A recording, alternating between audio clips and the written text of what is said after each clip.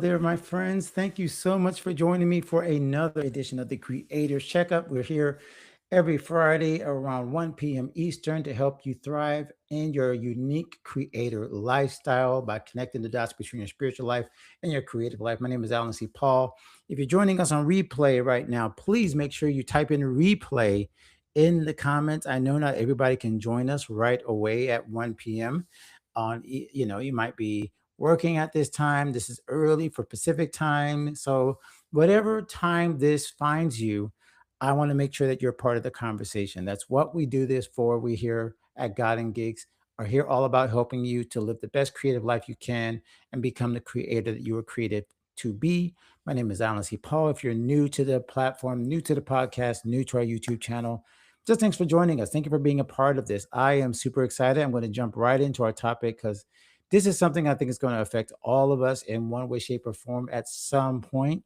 There's no question that you're going to have to deal with this issue. As a matter of fact, to be honest with you, I sometimes not struggle, but yeah, I kind of worry about what should we talk about this week? Is this topic really going to impact other creators in our creative community or our Christian creator community?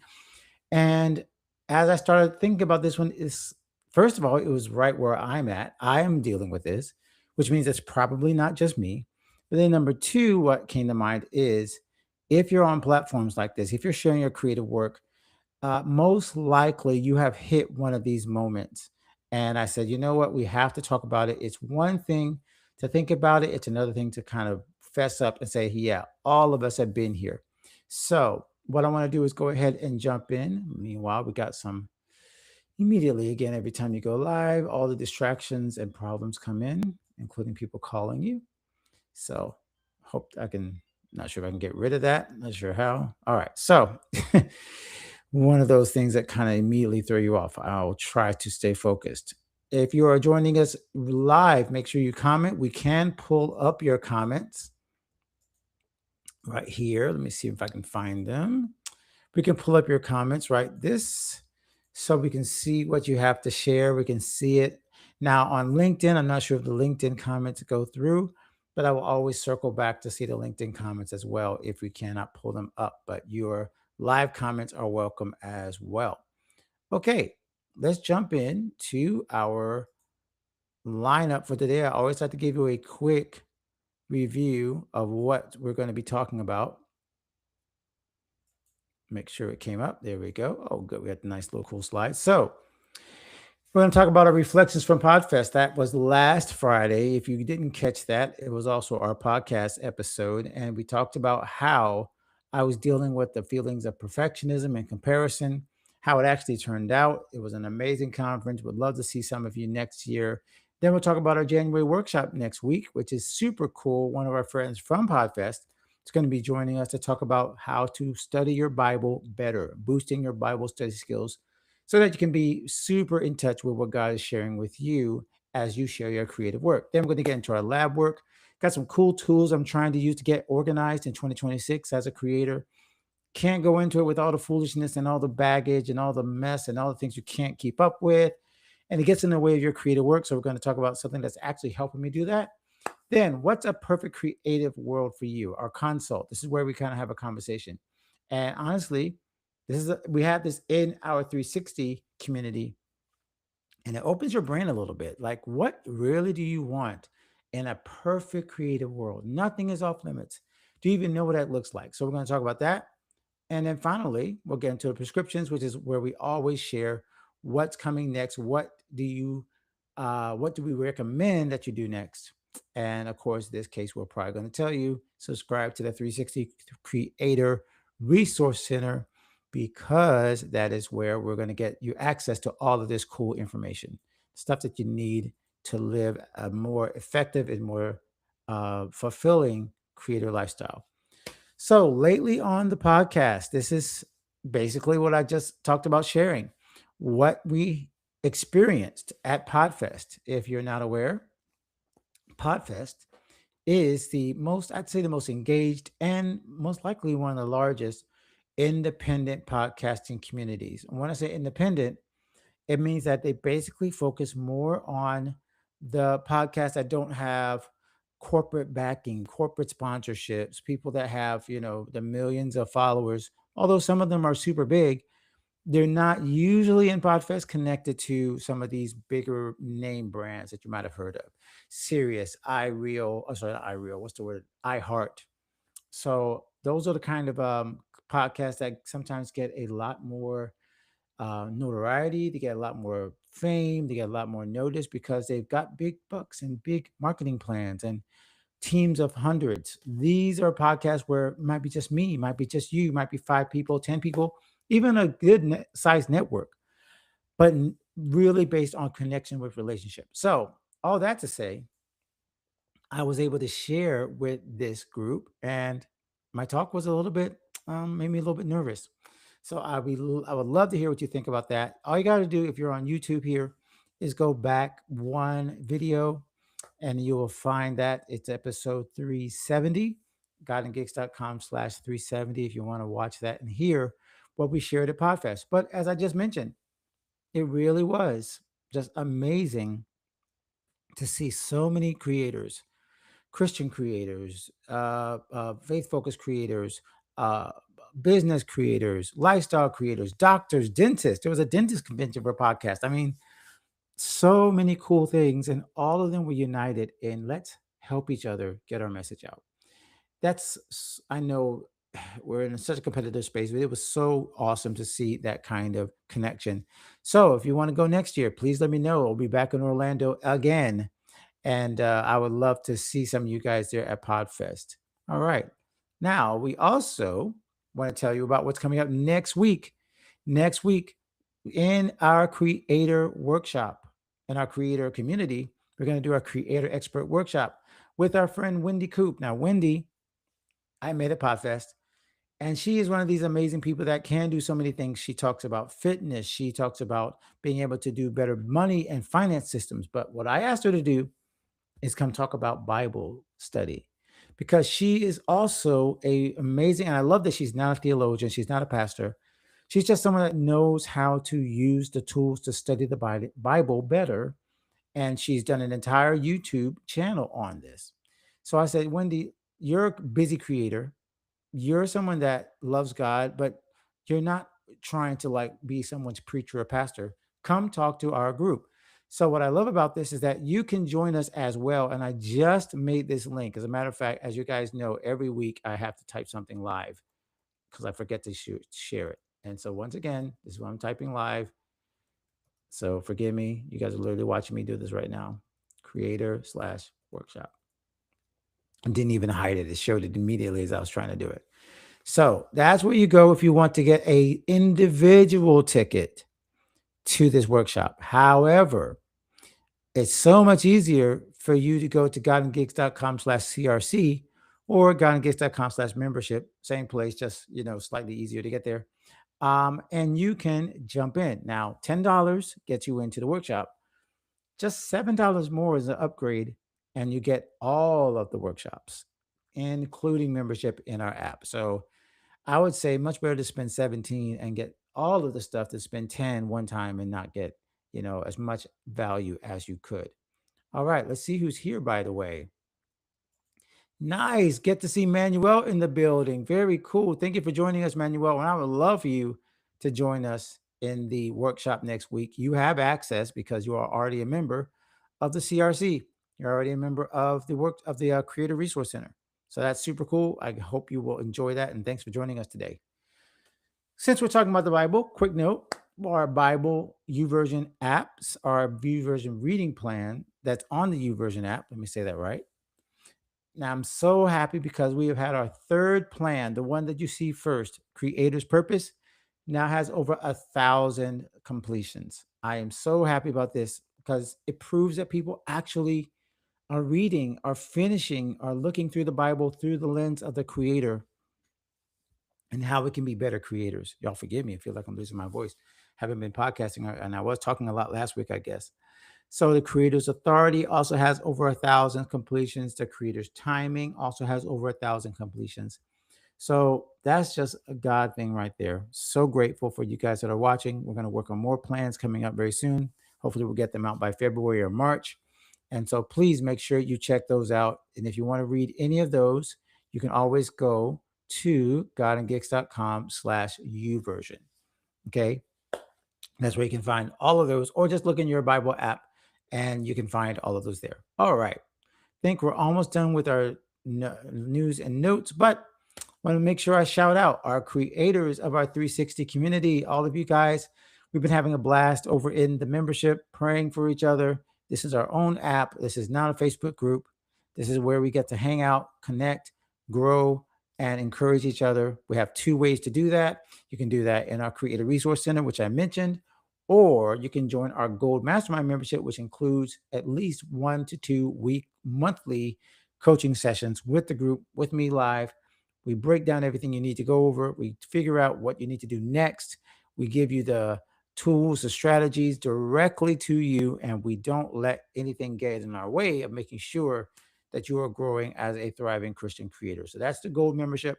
The Creative Resource Center gives you access to all the recordings plus our weekly or monthly live streams in terms of, not this is a live stream, our workshops, which, like I said, one is coming up next week. Thankful to all of those people who are in the membership, who have shared what amazing things they're learning, how they're growing. So thank you so much, Pamela. These are the kind of people that I just love and thankful for, who have been members for a while, and this is what they had to say. I would love to see you there in there as well. Once again, you can join us at godandgeeks.com/membership. All right, my friends, I think that's all of our news and notes for today. And so let me stop sharing, and then we'll jump back in to our next section, which is our vital signs. And just so you kind of like you get one more kind of look into how we structure this. The vital signs is where we talk about whatever the topic is for today. We get really deep, we get really into the spiritual components of being a faith-focused creator, a Christian creator. Then we go into our lab work, which is more of the practical, what's working right now, what we're trying. Then we get into the consult, which again is our kind of like our back and forth. So people who can't join us live, please feel free to comment on the consult, because sometimes I think you think, oh, I wasn't there, I can't talk about it. The consult is for you. So if I ask you a question, answer it in the replay, okay? I would love to see what you guys have to think. Don't wait until and thinking that you're not a part of it, all right? Okay, let's go ahead and play a little bit of our stinger or fun stinger, if I can get to it. I don't know why. Wait, I don't know how to hide things. I'm still figuring out Riverside. We are doing Riverside. So Riverside's a little different. Here we go.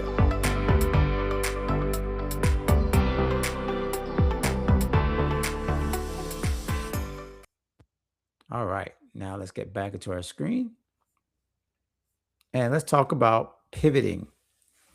Pivoting in terms of, is it time for you to pivot, or should you stick with what you've been doing in your creative work? And here's what I mean by that. And this, again, is exactly where I'm at, and maybe you're there too. Maybe you're concerned about, I have been trying to grow my creative business in some way, shape, or form. YouTube, my books, my music, my films, my art, maybe my Instagram account, where I'm being a content creator, TikTok, wherever it is. You have been doing this for a long time, and you're seeing some results, but not seeing anything growing. You might have plateaued. And what made me think of this, very honestly, was my own work as a podcast producer and my own show, obviously God and Gigs, but also some of the other shows I help produce. The Family Business with the Lessies and My Morning Devotional. Those are two of them. And all of them are doing great in terms of where they've been. But not a lot of, I'll tell you specifically where it was. It was in YouTube. And you hear people say this in TikTok. I've heard it, 200 view jail or something like that, where you cannot seem to grow beyond a certain amount. And it feels like you're just stuck. You've gotten some people watching, they are commenting, they're following, they're very, very excited to be a part of that group. But then as you go through your day to day, week to week work, it feels like it's the same people. And maybe you have the same thing with your music. Maybe you have the same people coming to your shows, but you can't get new people to come to your shows. Or You feel stuck at a certain plateau in terms of your income when it comes to those shows. It could be your books. Book sales are going okay, but you're not getting that kind of growth, that exponential. Oh my gosh, it's going to go viral. I'm going to be a bestseller. I can name all the different musical, creative, literary, any creator niche that you're in. And the feeling can be I'm stuck because I'm seeing everything just at a plateau is not growing. Quick note, if you're watching live, I would love to get your comment as we talk if I can't come back to them while I'm talking, because I always like to, repeat this for live streams into the podcast. So if I don't respond to you, it's not because I'm ignoring you. It's because I want to wait until the very end and then I'll pull up your comments. So please let me know if this is you as well. So what I feel is so damaging about this feeling of feeling stuck, feeling like you can't grow, feeling like you cannot go beyond this certain kind of plateau that you've reached is you can start to question if God has called you to this specific thing. And you can feel like, I got to change everything. I've been doing it. It was working, but it's not working well enough. And now I got to change. And that can be, again, a really, really tough feeling because part of the whole consistency, part of the whole faithfulness is you're supposed to give things time to work. You're supposed to stick with things. You're not supposed to try one thing today, one thing tomorrow, keep going back and forth. The entire ethic of being a consistent, faithful creator is I try something and I stick with it and I don't just give up every single time something doesn't work. However, there are times that you can say, maybe this is a sign that it's time to change things up.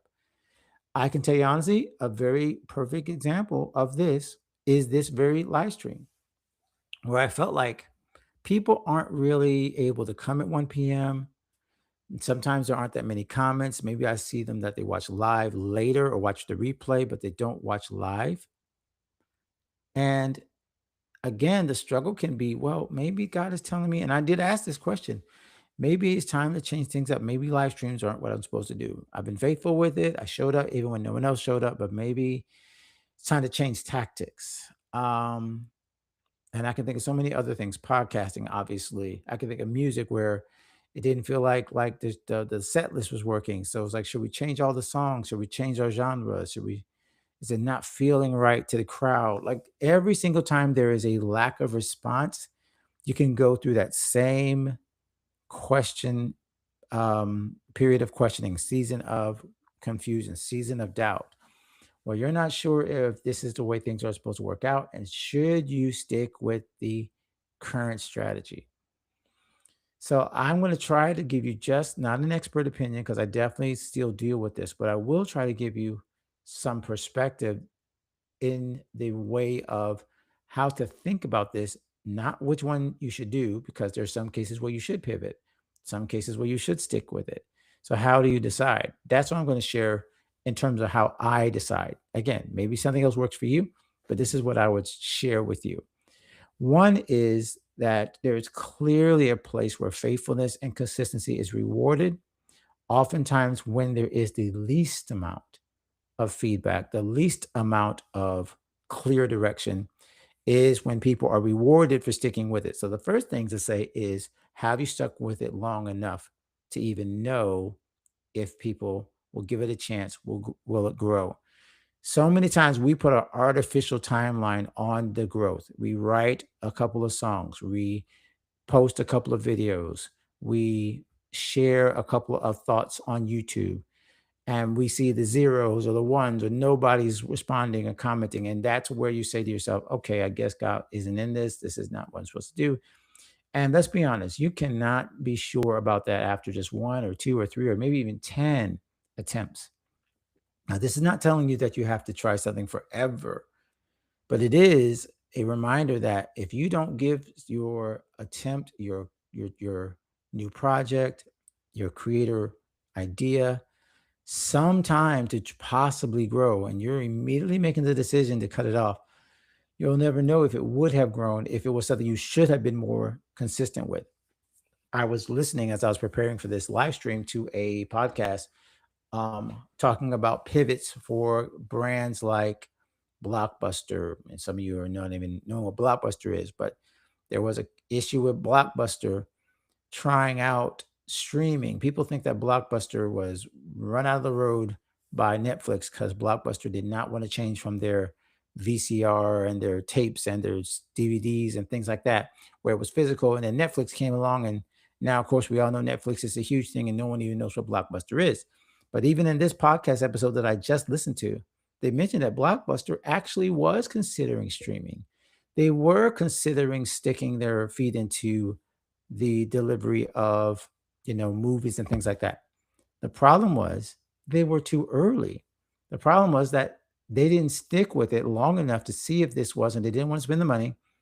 And so they gave up on the project before Netflix even came along. Can you imagine if they'd stuck with it? So one of the problems is if you don't give something enough time to see if it's potentially good by letting it grow over a consistent effort, you'll never know. You'll never know if it would have been successful. So that's the first thing, is that you got to give it time. But the second thing is you have to pay attention to what you are looking for and not what other people think you should be looking for. You can't judge whether it's time to change strategies, change your creative approach from what other people are doing from comparison, nor can you do so even from maybe some of your own individual fans or people who you haven't really brought into the process.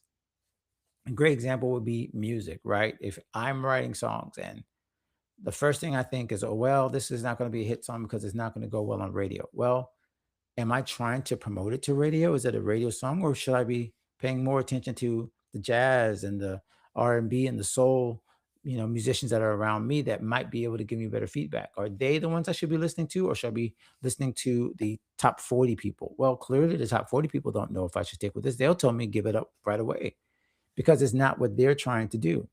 However, if I listen to the right people and they say, hey, I love this, maybe you should tweak this. Hey, this is awesome, but there's some other things that you might want to try. Then I'm listening to the right people in terms of tweaking my creator approach, but I'm not doing so in a way that is listening to the wrong people, trying to get the wrong influences, and basically just following the crowd, the wrong crowd, I should say. So that's the key element of whether you should pivot or whether you should stick with it. Definitely, if you are seeing that there are other potential opportunities within a new way of looking at things, a new way of doing things, there's nothing wrong with pivoting away from what you did. But I think one of the things that we do way too fast is we don't consider the win if we stick with it and see how many different ways we might be able to succeed with the strategy we already have. So that's number two, right? So we talked about making sure you give enough time, making sure you don't listen to the wrong voices. And then the third thing I would say, honestly, in my own life, and this is a very, very key element, decide how much of a pivot is necessary. So in the case of my podcast episodes I mentioned, for some of the other podcast episodes that we're doing in my own show as well, in God Gigs, sometimes it's not a huge pivot that's needed, but just a small adjustment. And so sometimes I think we give up on an entire idea because we just need to make a small change, but we think a big change is necessary. And so we end up throwing out the baby with the bathwater. Perfect example is the God and Gig show right now. I'm starting to try some new strategies. And one of them was changing, just adding on a little piece to the name, because I noticed that Christian creator was something I haven't said a lot. And I've oftentimes been careful not to push Christian because I didn't want people to feel like they weren't welcome if they weren't specifically Christian. Maybe they just went to church a little bit. I never wanted them to feel like they didn't belong in God and Gigs. However, I've been using this new tool that does podcast search. And it said that some of the podcasts that have Christian creator as their focus are no longer publishing. That means that someone might be looking for my kind of content, but doesn't even know I exist because I'm not showing up on search. And so I added the name Christian Creator Podcast to the end of God and Gigs. Now, that's not a huge change. It's a tiny little adjustment. I didn't change the whole name of the podcast, but I did see that there was a little tweak that could be made. And lo and behold, right now, if you're watching this and you go on Apple Podcasts, or you go, I think maybe it's on Spotify as well, you'll see that we are now the number one podcast in that category if you type in the search term Christian creator. That was a short, small adjustment. You might even not even call it a pivot. It was just a tweak of something that I'm already doing to see if I can improve it. It did not require me to change the entire name of my podcast. I did not change all of the details of what I share in the podcast. I didn't change pretty much anything else, but I did make a small effort to try to pay attention to something I maybe wasn't paying attention to before. And so just the way I'm talking about this right now is a proof that I can stick with it, but I can also make a pivot in a small way, not a big pivot. And so some people might say, well, I'm going to pivot all the way from doing, sculpture with one specific material. I'm going to do clay. I'm going to do ceramics. I'm going to switch all the way over. I'm going to switch to like baskets and natural materials and things like that. That's a big one. That's a big move. I'm going to switch all the way from a genre of playing rock to playing jazz. I'm going to switch all the way from doing something in film, which is more like romantic, to I'm going to go to comedies. Big pivots. Again, the same thing applies though. Do you need to make that big a pivot, or can you adjust what you already do and then simply do it in a new way that brings in new life and maybe new audiences and maybe new people who didn't know that you were even capable of that other thing, and start to incorporate it, but not necessarily changing everything you do? I feel that oftentimes, again, consistency is rewarded if we are consistent in the right way, not just doing the same thing over and over and over and over and over and over and never changing. That I don't think God honors. He's not like looking at you like, oh, good for you. You stay faithful, but you never even try to look at things in a different way. That's not what I'm talking about. I'm talking about making the pivots that actually allow you to kind of see things that could be better in the way you're doing it. Stay consistent, but never stay stagnant. I think we're going to like hashtag that. Okay. Stay consistent, but never stay stagnant. Don't stay in one place. Your consistency does not require you to do it exactly the same every time. Keep tweaking, keep doing things to make sure that it's fresh, to make sure that you don't get stuck. I'm going to be doing the same thing with a lot of these podcast episodes I mentioned. We're in that 100, 200 view for this podcast where it's great, but not, it's good, but not great. How can I break that out? Well, can I change some things? Absolutely. But will we change the consistency of how we're sharing? Will we change to a whole nother format? No, because we've already proven there is some value there. It doesn't mean I need to trash the whole thing and start doing a whole nother podcast in a whole nother genre to try to get out of 200 view areas. Okay. Same thing for you, whatever you're doing right now. I would love to see in the comments as I'm sharing live, what have you felt stuck in? If there's or is there a place where you've tried to break out and you feel like you're doing the same thing over and over again and you're not getting any results? Because I would love, again, for us, whoops, almost messed up there. I would love for us to share some of those ideas. We might do it also in the consult. But remember, this is what our comments are all about. Should you pivot or should you stick with it? Because once again, so many times you can give up before you give things a chance. So sticking with it means staying consistent, staying with what you know God called you to do, and continuing to try to do it in the right way, but never losing sight that things need to be changed and adjusted, and maybe tiny pivots, tiny adjustments can be the thing. All right, we got some comments. I'd love to see what we're saying here. Paula, let me see if I can pull you up. Okay, what if God is calling me to focus on others, my husband and children, and not this need for a creative outlet? Wow, I am so glad you brought this up, Paula, because this is so, so important to address. Let me pull back here. Well, I'm going to pull up here and leave this up for a second so people can see it. The timer was on. Yeah, turn the timer off. So here would be my immediate response to that. And I write about this in the book. The first thing I write about in God and Gigs is staying connected to God, your family, and your church. Staying connected to those things. And so if God is calling you to focus on your husband, your children, your family, and the creative outlet, and this is a key thing where you are really listening in to the voice of God. This is a great reason, if you can, to come to our Bible study workshop next week, because this is kind of like what we're going to be getting into. Like, where do you look for scriptures application to questions like this when it's literally something you're dealing with right now? But I would tell you, number one, I felt that in terms of what God called me away from when I was wrestling with, should I be a touring musician? Should I be a full-time pastor, church musician?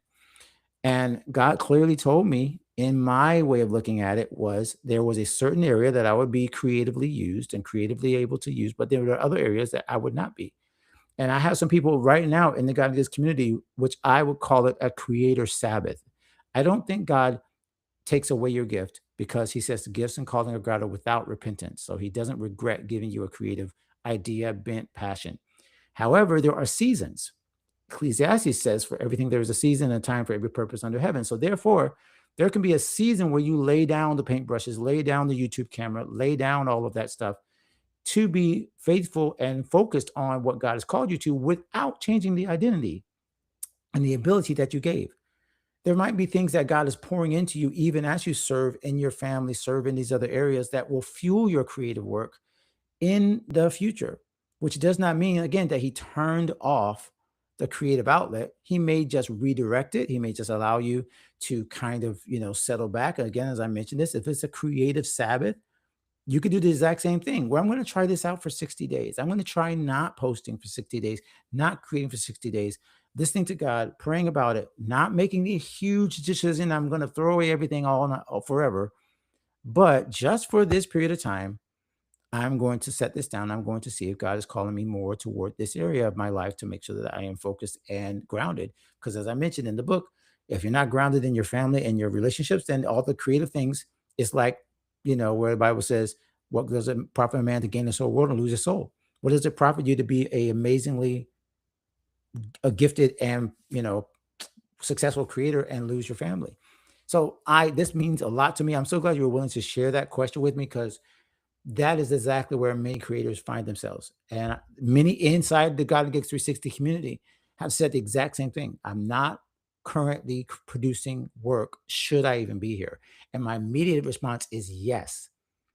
There is no debate that suddenly, because you no longer are actively creating in the space, that suddenly you should shut down in everything that creators do or being around them. However, it would, of course, affect your output, where we're not looking for a book every week. We're not looking for a post every week. We understand that you are focusing on the right thing and you have to listen in for God. So thank you for even trusting me with that question, Paula. That was amazing. Thank you for letting me get into that, because that's super, super important. All right, let's keep moving, because I really felt, again, with just that comment, that we were hitting in the right place, what God would have us to share with you guys. So let me get now into our lab work. Oh, where did it go? There it is.